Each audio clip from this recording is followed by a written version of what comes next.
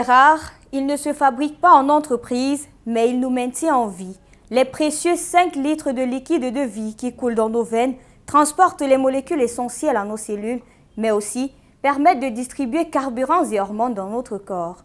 Le besoin de sang est universel, mais l'accès au sang pour tous ceux qui en ont besoin ne l'est pas.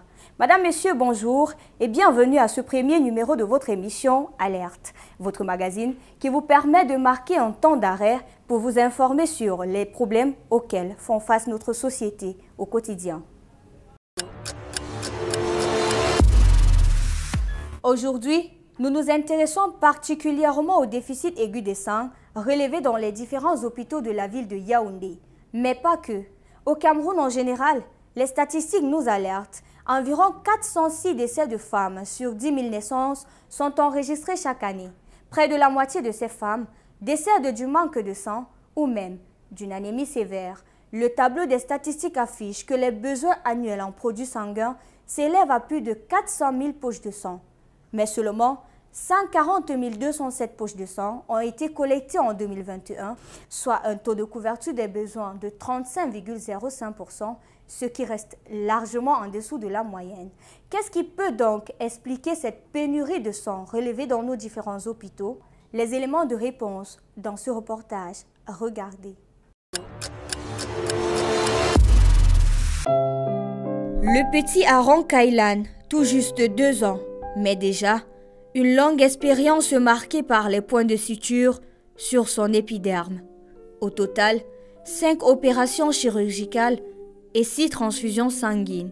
Les longues journées passées par sa maman dans les couloirs de l'hôpital n'ont pas été des plus faciles. Mon fils est né avec une anomalie congénitale, plus connue sur le bec de lièvre. Au départ, je pensais que c'était un truc gérable, puisqu'on m'a dit non, après 1-2 opérations, ça va passer. Et au fur et à mesure et au fil du temps, je me suis rendu compte que c'était plus compliqué. Elle était hélas loin d'imaginer que la situation tournerait au vinaigre. Au niveau de la 4e opération, puisqu'il en a déjà subi 5, je me suis retrouvée en train d'acheter le sang et je suis rentrée dans l'hôpital dans lequel il se faisait opérer. Et de là, ils m'ont fait comprendre que le sang que je suis venue avec n'était plus en bon état. Bon, on ne pouvait plus transfuser cela à l'enfant. Lorsque son état s'est aggravé, Cara Marcel a dû se résoudre à mendier l'aide d'inconnus dans la rue. La 2e fois, je me suis mise au carrefour et j'ai essayé de demander un peu de partout pour savoir qui pouvait accepter de me donner son sang. Le cas du petit Aaron n'est qu'une face de l'iceberg. Tout à côté, maman Catherine, elle, a un double problème. Non seulement il y a pénurie de sang dans les hôpitaux où elle se rend, mais aussi elle a un groupe sanguin assez rare. Je dois entrer en chirurgie et on me demande des poches de sang A négatif et qui est recherché et que je n'arrive pas à trouver. Partout je suis passée, c'est tellement recherché. Et il n'y a même pas de donneur. Il faut que les gens aient pitié de nous. Qu'est-ce qui fait donc problème? Rendons-nous à la banque de sang de l'hôpital gynéco-obstétrique et pédiatrique de Yaoundé, où nous attend Dr Zambo Etene Boniface, technicien des sciences de la santé, spécialiste de la transfusion sanguine.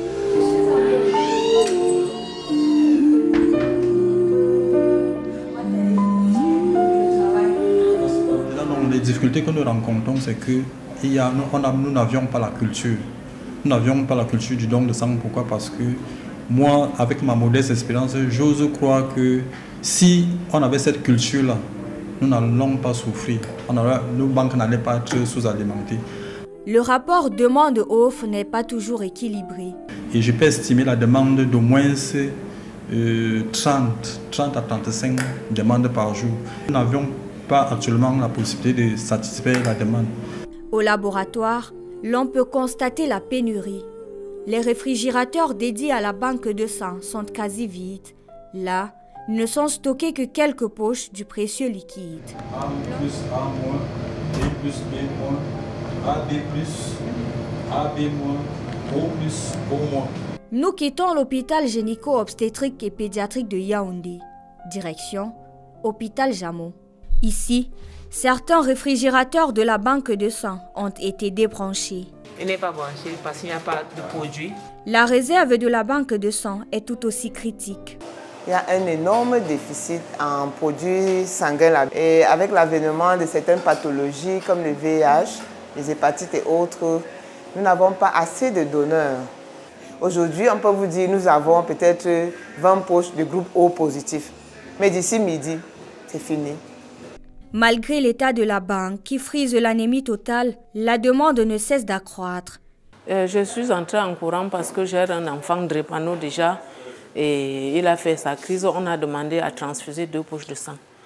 Les quelques donneurs que l'on arrive à apercevoir ce jour sont soit issus des familles des patients ou même encore des donneurs rémunérés.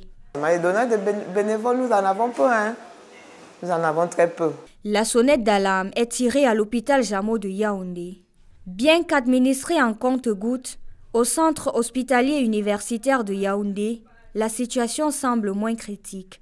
L'on arrive à satisfaire la demande en sang de l'hôpital, mais pas celle des autres structures sanitaires auxquelles il est rattaché. CHU collecte annuellement à peu près 1500 poches de sang, ce qui suffit pour combler les besoins de l'hôpital, mais pas celui des différents hôpitaux environnants qui nous sollicitent.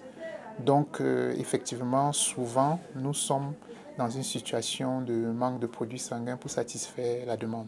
Un exploit qu'a atteint l'hôpital grâce à l'aide des associations humanitaires qui œuvrent au quotidien pour le don bénévole. Nous avons aussi des collaborations avec certaines associations comme l'association Lifeline ou bien la FECADOBES qui nous aident à collecter du sang auprès des jeunes étudiants et auprès des autres donneurs de sang. 3 hôpitaux, la même réalité. Sur le banc des accusés, la population qui crie son innocence. Notre église, nous les témoins de Jéhovah, on ne donne pas le sang, ni on ne fait pas des transfusions sanguines, parce qu'on estime que le sang qui peut provenir de l'extérieur peut être le sang d'un pécheur. Avec mon petit corps, je vais donner le sang avec mon petit corps, je vais rester encore avec quoi? Moi, je ne peux pas donner mon sang gratuitement à quelqu'un, parce que quand ils prennent ça, ils partent faire la sorcellerie avec moi. Pour pallier au problème, le gouvernement a mis sur pied le Centre national de la transfusion sanguine au Cameroun. Chaque jour, cette entité élabore de nouvelles stratégies pour inciter les dons volontaires. Notre mission, c'est de s'assurer qu'on a le sang.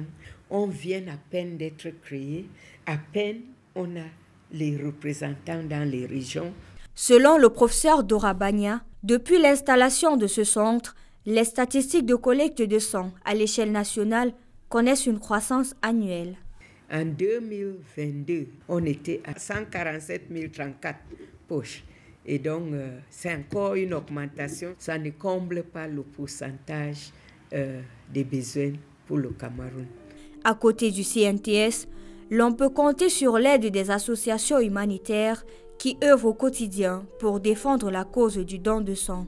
Objectif, pomper à plein régime l'élan de cœur humanitaire pour que jamais ne tarissent les veines. Il reste donc encore beaucoup à faire. Madame, Monsieur, vous l'avez remarqué, les banques de sang des hôpitaux de la ville de Yaoundé sont en mal. Et c'est fort de ce constat que de nombreuses associations humanitaires qui œuvrent pour le don bénévole et surtout non rémunéré de sang ont vu le jour au Cameroun. Et pour avoir une bien meilleure compréhension de leurs activités au quotidien, nous recevons sur ce plateau Madame Nguyen Cynthia, cofondatrice et présidente de SOS Don de sang. Madame Nguyen Cynthia, bonsoir. Bonsoir Aïssatou. Bienvenue sur notre plateau. Merci. Voilà, SOS Don de sang a été créé en 2018 et on aimerait bien savoir pourquoi avoir choisi le don de sang comme activité principale. Alors, au début, SOS Don de sang, c'est pour impacter positivement sur notre communauté. À partir des statistiques qui sont la demande annuelle, 400 000 poches de sang, et l'offre à ce moment-là était d'environ 95 000 poches de sang, nous nous sommes dit, organiser une seule campagne ne suffirait pas. Il faut okay, créer... Donc, au début, vous étiez là juste comme ça. Une campagne. Et puis après, vous avez décidé de continuer voilà. dans la sensibilisation au don bénévole. Oui, de faire plusieurs campagnes, de créer une association. Et en plus de cela, SOS Don de Sang se veut un mouvement de jeunes qui promeuvent le bénévolat, le volontariat et d'autres valeurs. Donc, la demande est tellement grande et la cause est tellement pertinente que, voilà, nous nous engageons au fil du temps. Et justement, en parlant de mouvement, quelles sont vos différentes activités au sein de cette association? Nous faisons beaucoup de sensibilisation. Nous faisons des campagnes de dons de sang. Et nous faisons du renforcement des capacités parce que, vous savez, le don de sang bénévole se pratique plus ailleurs. Il faut qu'on soit formé, il faut qu'on soit formé à convaincre les gens. Il faut de l'éloquence dans notre discours. Il faut des compétences, il faut de la formation en gros. Et nous faisons aussi beaucoup d'activités récréatives. Ok, donc vous procédez également au recrutement des donneurs, vous les fidélisez en fait? Oui, oui, oui, on les fidélise et on les fidélise à travers ces activités récréatives parce que les jeunes aujourd'hui, ils veulent se retrouver autour d'autres choses. Le don de sang en soi, c'est pas très attrayant qu'on dise « viens donner ton sang » ou alors qu'on relance à chaque fois des donneurs « viens donner ton sang ». On les fidélise dans des forats, sur des réseaux et tout. 5 ans après, quelles sont vos statistiques? Les dons de sang bénévoles, même nous pouvons comptabiliser environ 2200 dons de sang bénévoles en 5 ans. Oui. Un mot à l'endroit des téléspectateurs qui nous regardent en supposant que chacun d'entre eux est un potentiel donneur bénévole de sang. Alors, vous êtes un potentiel donneur, comme Aïssatou l'a dit, mais si même vous ne pouvez pas donner, vous pouvez aider à sensibiliser pour la cause. Oui, Madame Gencintia, merci infiniment d'avoir répondu à nos questions. Oui. Madame, Monsieur, vous l'avez compris, le don bénévole et surtout non rémunéré de sang paraît aujourd'hui comme une solution incontournable pour pallier le problème de pénurie de sang relevé dans nos différents hôpitaux de la ville de Yaoundé en particulier et surtout de nos hôpitaux du Cameroun en général. Et c'est ici que nous refermons cette édition d'Alerte. Merci d'avoir été des nôtres et rendez-vous la semaine prochaine, même heure, pour une nouvelle édition. À très bientôt.